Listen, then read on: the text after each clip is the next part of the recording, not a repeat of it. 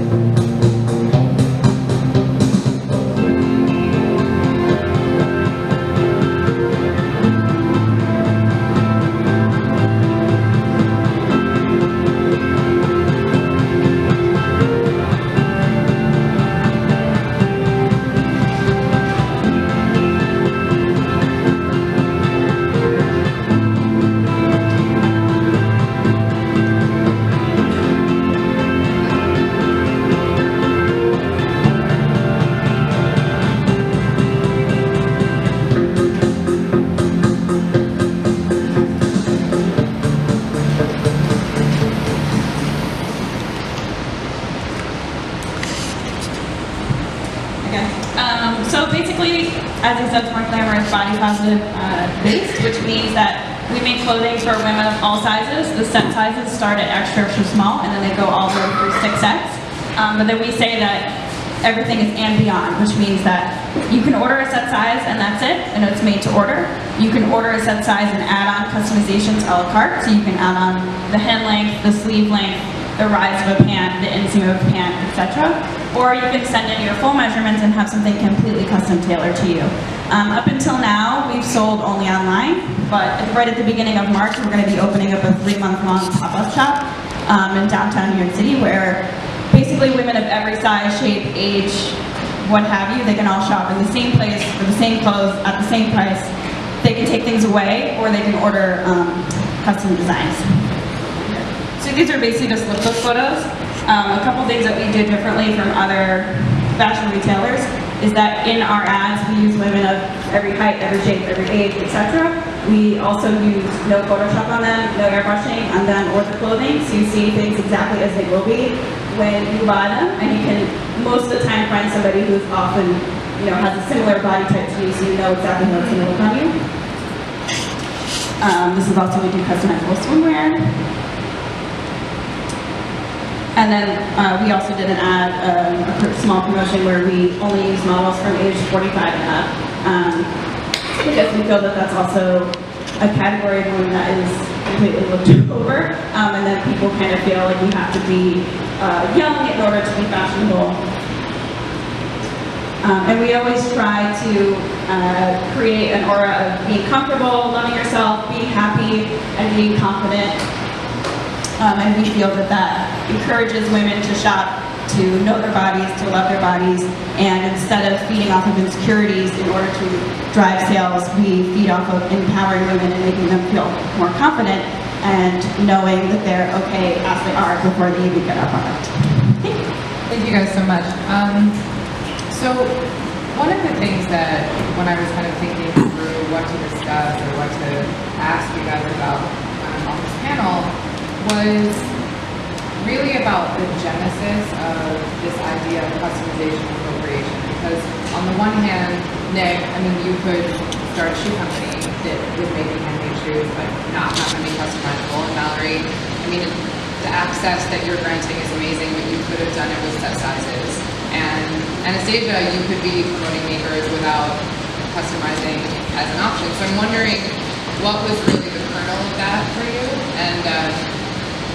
And how has that evolved since you started the business and have actually experienced what it means to be co-creating with your customers? So the first reason that I thought to do full customization is really just to solve the problem of women having negative self-image. I've interviewed women on the street, etc., and I can ask any woman of any size, of any age, what's the one thing about your body that makes it difficult for you to buy clothing? And everyone will have an answer. And most of the time it has to do with a specific proportion. It may not be, oh, it's hard for me to find my size. Say you're a size 4 or 6 and your size is everywhere. It might be, you know, the proportion from my chest to my waist, or the proportion of this particular length makes it hard for me to find things that really truly fit. And also, most women, the reason, obviously you may feel bad about yourself because of the images you see, but that is only impacted upon when you go to try on clothes and they don't fit.